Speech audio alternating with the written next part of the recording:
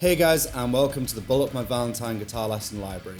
Today I'm going to be teaching you how to play Crawling from the 2018 album Gravity. If you want the full guitar lesson for this song plus lessons for many other Pull Up My Valentine songs, be sure to check out my Pull Up for My Valentine guitar lesson library over on my Patreon page. As always, we're going to take the song section by sections and break everything down. Let's talk about tuning first though. So this is a drop B tuning, okay? So your notes are going to be low to high, B, F sharp, B, E, G sharp, C sharp. So that's B, F sharp, B, E, G sharp, C sharp.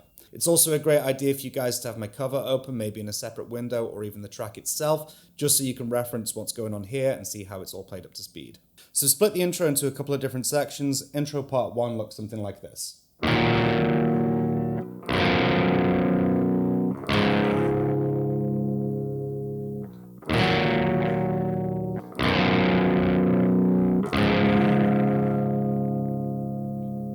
So you're going to want to get yourself some sort of a clean, raspy sort of tone for this one. Not completely clean, just a little bit of overdrive. One thing you could do if you wanted to, if you're thinking of playing the song front to back, is you could just go on your gain channel and maybe roll your volume knob off just a little bit in order to just get that rasp that you need to pull this off sonically. However, the chords that you're going to be playing for this one,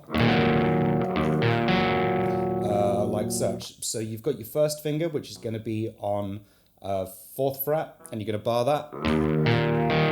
As a matter of fact, you're going to bar that right the way across 4th fret, okay? That's going to be the best way for you to get this one. I'll show you these chords, and then what I'll do is I'll give you some tips on how you can really maximize on these big stretchy shapes, especially when you're barring, okay? Because sometimes they're not that easy. So yeah, you've got your first finger barred right the way across 4th fret, and the main sort of strings that will be popping out here are on the 6th and 5th string. But then you're going to stretch your pinky across onto the 7th fret, 4th string, okay? And you're just going to strum from the 6th string to the 4th string. Okay? So for the next one, we're going to get rid of the first finger, and you're going to bring your pinky back into 6th fret, okay? And you're going to strum the same strings again. So you've got 2 opens on the bottom. Okay?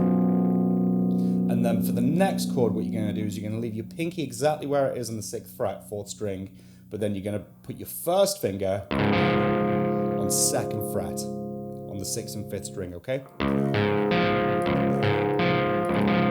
Okay, you strum those in that order twice, and that's your intro part 1.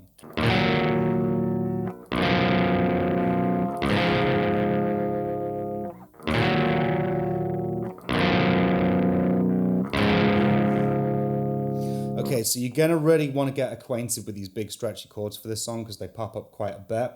If you're familiar with songs like Waking the Demon and Break on the Outside and stuff like that, it's all the same sort of positions, but these chords, they're quite demanding in terms of, number 1, the barring, and number 2, the stretching across with the pinky, okay? So the best way to get that is to keep your thumb on the back of the neck, sort of at the midpoint, but let your thumb sort of move along the back of the neck to where it wants to go. Just as long as it's sort of at the midpoint, maybe coming down to the bottom end of the neck. Looking at mine from the back now, mine's just beneath the midpoint.